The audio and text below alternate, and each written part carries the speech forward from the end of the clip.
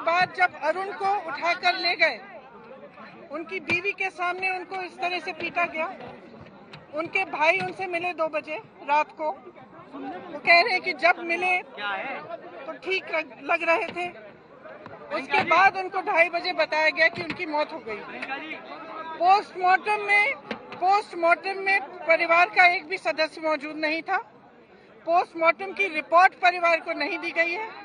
एक तहरीर दिखाई गई एक भाई को, उससे साइन करवाई गई। उनको पढ़ना नहीं आता, उनको ये भी नहीं मालूम है कि उन्होंने क्या साइन किया है। उनके घर को एकदम रैंसैक किया गया है। आप जाए उनके घर देखें, उनके पलंग तोड़े गए हैं, उनके कपड़े फेंके गए हैं, उनका सारा सामान निकाला हुआ है। और अलमारियों में से जो उन्होंने अपनी बेटी की शादी के लिए रखा था अरुण जी के भाई ने, वो भी लेके चले गए हैं।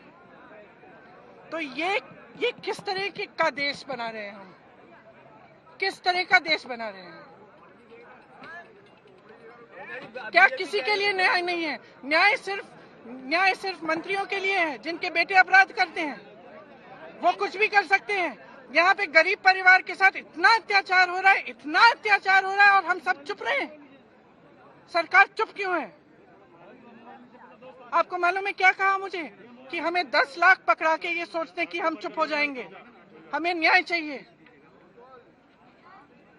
मैं जानना चाहती हूँ कि इस देश में अगर न्याय की उम्मीद नहीं है, अगर गरीब परिवार, किसान का परिवार, अगर महिला के लिए न्याय नहीं है, तो क्या है? क्या दिया है मोदी जी की सरकार ने? क्या दिया है? योगी जी की सरकार ने क्या दिया है? मैं जानना चाहती हूँ कि आप अपने घर में हैं, आप अपने घर में, आपको घर से निकाल कर घसीट के मारा जा सकता है, आपको पुलिस के थाने में ले जाया जा सकता है, आपको वहाँ पे 4 दिनों के लिए रखा जा सकता है, पिटाई हो सकती है, आपको मारा जा सकता है, और आप कुछ नहीं कर सकते। प्रियंका जी, क्या राजस्थान और पंजाब सरकार मुआवजा देगी जैसे आपने लखीमपुर खीरी में किया था? देखिए, जो लड़की का मैं मुआवजा दिलवाऊंगी। मैं अशोक गहलोत जी से जरूर बात करूंगी, क्योंकि एक हिस्सा परिवार का भरतपुर से है। यहाँ तक कि भरतपुर जाकर उनको उठाया गया है वहाँ से, और यहाँ के थाने में डाला गया है। मतलब यहाँ कोई भी लॉ एंड ऑर्डर, कोई भी रूल, कोई भी नियम, कुछ नहीं रहा। जो पुलिसकर्मी यहाँ पे खड़े हुए हैं हमारी सुरक्षा के लिए, इनका काम क्या है? अगर देशवासियों की सुरक्षा नहीं हो सकती। जिन महिला पुलिसकर्मियों से आप मिली हैं, उन पे कार्रवाई की बात की जा रही है, क्या मानती है इस तरह की पॉलिटिक्स? मैंने कह दिया है क्या मानती हूँ मैं, कि ये बिल्कुल फिजूल की बात है। उनके करियर खराब करने से क्या मिलने वाला है? क्या मिलने वाला है? उन्होंने एक सेल्फी खींच ली, मैंने खुशी से खिंचवाई। कौन सी बड़ी बुराई कर ली है उन्होंने? अब उनका करियर बर्बाद करोगे? उनके घर पे बच्चे हैं, वो कमाती हैं अपने परिवारों के लिए, संघर्ष करती हैं रोज। इस तरह की पॉलिटिक्स के लिए क्या कहना चाहेंगे प्रियंका जी?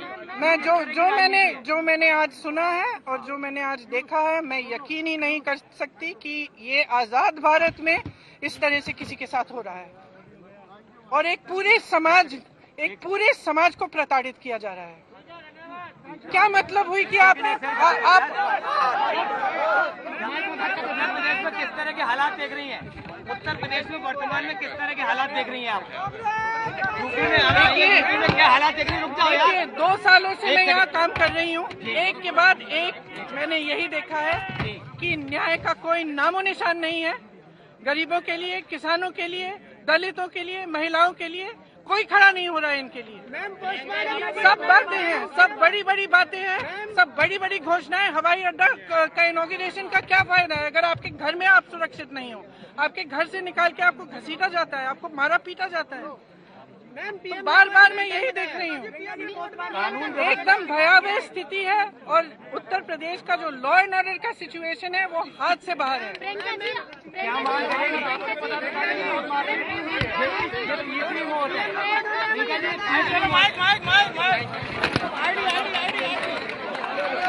प्रियंका गांधी को आपको बता दें कि परिवार से मुलाकात के बाद प्रियंका गांधी बाहर निकली हैं। पीड़ित परिवार से मुलाकात हो चुकी है। हालांकि जब वो मुलाकात के लिए जा रही थी तब उन्हें पुलिस ने रोक दिया था। कुछ ही देर बाद हालांकि उनको जाने की इजाजत दे दी गई, लेकिन यहां पर बहुत सारी बातें प्रियंका गांधी ने कही हैं। प्रियंका गांधी ने बहुत साफ शब्दों में कहा कि परिवार बहुत परेशान है और जिस तरीके से